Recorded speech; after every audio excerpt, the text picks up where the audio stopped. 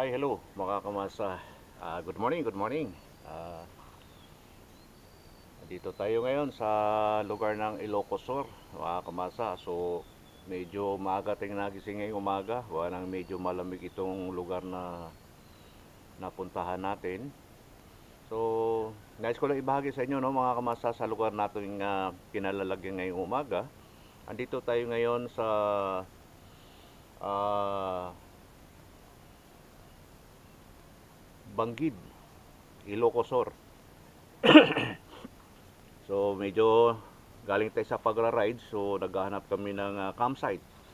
So yung campsite na ating napuntahan dito, so nais ko lang ibahagi sa inyo ng mga kamasa, at sa tingin ko maganda ang campsite na ito. Ito ay campsite Rosco. Ayun. Nais ko lang ibahagi sa inyo mga kamasa, medyo nagagala ako kasi wala pa yung hinihintay namin kape. Kaya sabi ko medyo mag-ikot-ikot muna ako sa campsite na ito. So, good morning, good morning, good morning. Salamat po sa inyong patuloy na suporta. Thank you. God bless.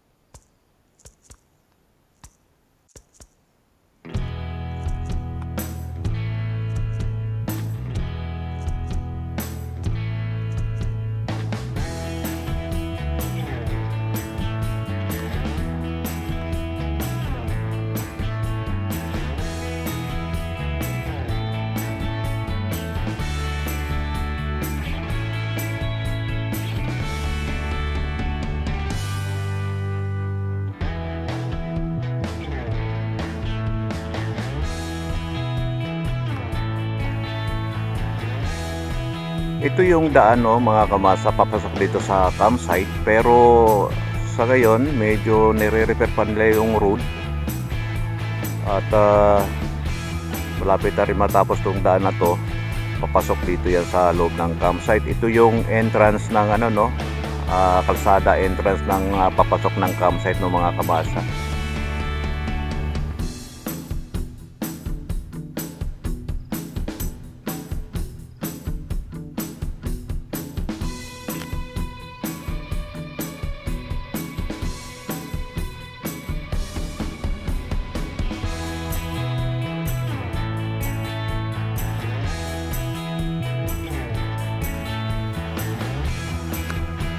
Ito mga kamasa, sisimulan kong ibahagi sa inyo ang entrance nitong campsite na ito.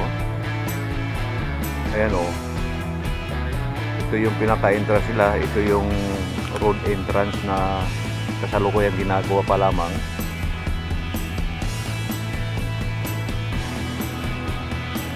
Napakalaki nitong campsite na ito, no, mga kamasa.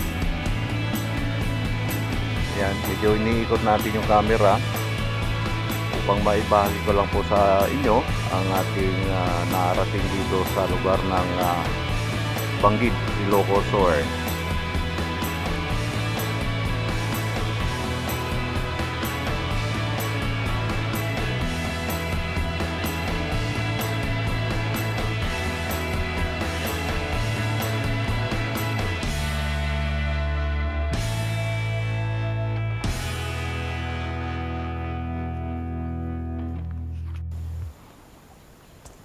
Then pupuntahan natin yan, no, mga kamasa. Isa-isahin natin ang mga cottage na meron dito, no. Medyo mag-usyoso tayo dito. Cottage.